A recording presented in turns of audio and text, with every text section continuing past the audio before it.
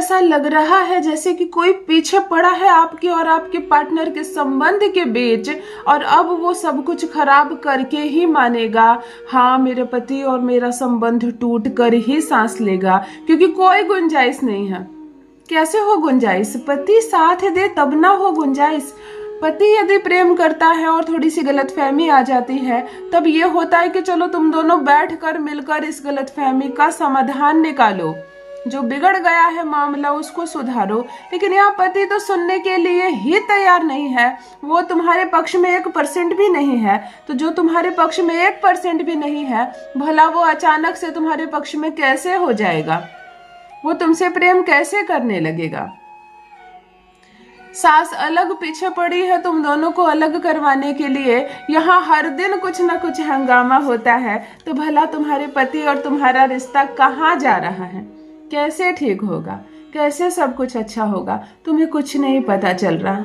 अब क्या होगा तुम लोगों के साथ ये भी नहीं मालूम। रिश्ता हर समय सिर्फ बिगड़ रहा है और तुम परेशान होकर, थक कर, क्रोध में आकर अपने मायके चली गई हो। देखो ये रिश्ता अजीब है। जब तक साथ रहती हो ना, लड़ाई हो, झगड़े हो, चलो कोई बात नहीं, आज बहस हुई कल प्रेम होगा, सुबह झगड़े हुए शाम को सिला हो जाएगी। लेकिन जब पत्नी रूठ कर मायके चली जाती है या पति जबरदस्ती उसको मायके भेज देता है और पीठ पीछे उसको लाने नहीं जाता है, तब ये दूरियां बढ़ने लगती हैं। तब बहुत लोग इस दूरी का फायदा उठाने लगते हैं और फिर ये दूरी महीने महीने से, साल और साल से सालों में बदल जाता है। मेरे पास कुछ बहनें आती है जो 7 साल से 9 साल से मायके में है। ये क्या बात हुई? विवाह तुमने किया है और 7 साल और 9 साल से उसको मायके में भेज दिए हो।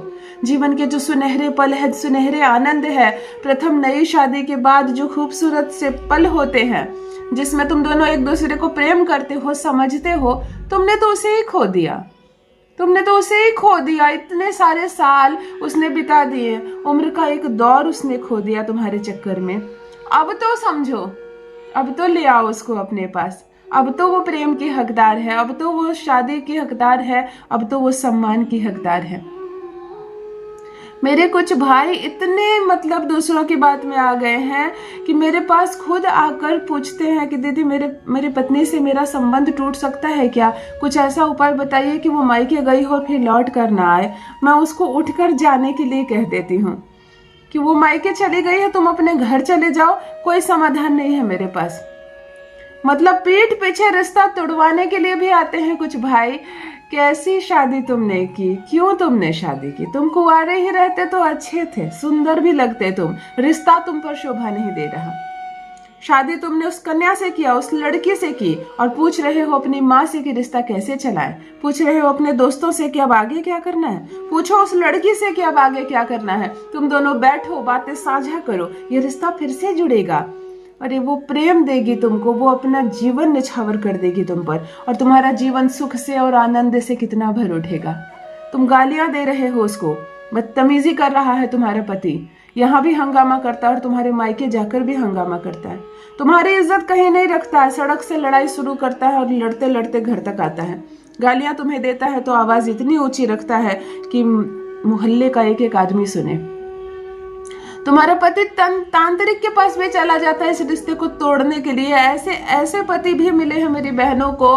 चलो कोई बात नहीं, सारी समस्या एक तरफ, समाधान अकेले एक तरफ। कहते हैं ना 100 सुनार की 1 लोहार की। चलो तुम्हारी एक पड़ेगी, उसके सारी इधर उधर की समस्याएं खत्म हो जाएगी।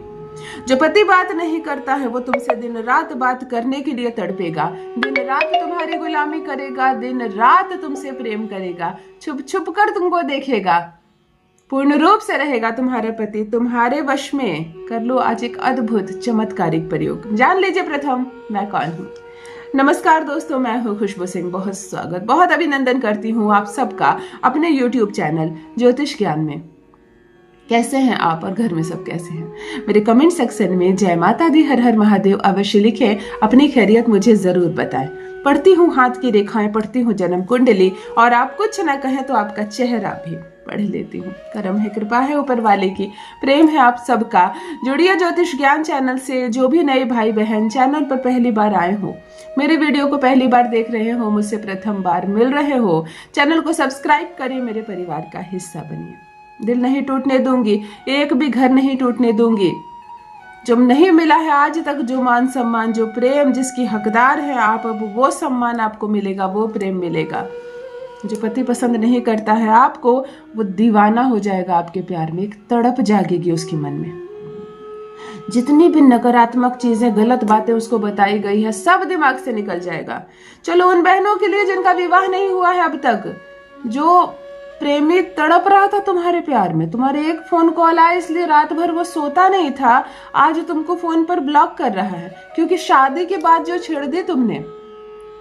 प्रेमी यदि विवाह से मुकर रहा है, तुम्हारा प्यार तुम्हें प्यार नहीं दे पा रहा है, तुमसे विश्वास हट रहा है उसका, या वो इस रिश्ते पर बार बार विचार करने की कोशिश कर रहा है, तब आज का ये दिव्य प्रयोग आपके लिए अपने घर में रहकर करना। ससुराल तो अभी गई नहीं हो, आप मायके में ये प्रयोग करना, अपने घर में ये प्रयोग करना। डोली बारात लेकर आएगा, तुमसे विवाह अवश्य करेगा, तुम्हारा प्यार तुम्हारे कदमों में होगा।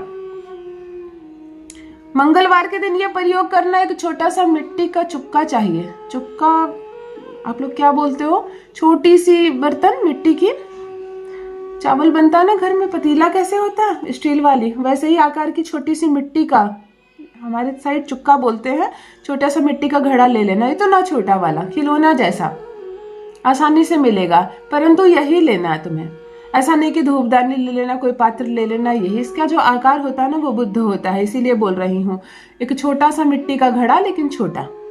आराम से बात सुनो, समझो। एक फोटो चाहिए पार्टनर की, लेकिन 3 वर्ष से ज्यादा पुरानी नहीं होनी चाहिए। तस्वीर एकदम साफ नजर होनी चाहिए। अपनी आंखों में जो काजल लगाती हो उस काजल को लेना और पार्टनर की तस्वीर के चारों तरफ से उसको पोत कर बिल्कुल काला कर देना, पूरे मुंह को उसको काला कर देना। पति की तस्वीर लेना, पत्नी जब करे तो, और इसको इसके पात्र के अंदर डाल देना, इस पात्र में डाल देना, इस मिट्टी का पात्र तुमने लिया है। 7 लौंग गिनकर इसके ऊपर डालना और 7 एक एक करके डालना और पार्टनर का नाम लेना। प्रेमी हो तो प्रेमी, पति हो तो पति। 7 काली मिर्च लेना और 7 एक एक करके डालना और अपना नाम लेना। बात अच्छे से समझ लो। 7 कपूर की टिकिया लेना और इसके अंदर डाल देना। अब तुमको चाहिए 1 चुटकी सिंदूर, लाल सिंदूर। अपनी मांग वाला मत लेना, अपनी मांग में जो नई सिंदूर की पुड़िया होती है ना, उससे 1 चुटकी सिंदूर ले लेना शुक्र के लिए। इसके अंदर डाल देना, कुछ दाने पीले सरसों के डाल देना। इसके मुंह को बंद कर देना, किसी कपड़े से बांध देना, पूरा अच्छे से बंद कर देना।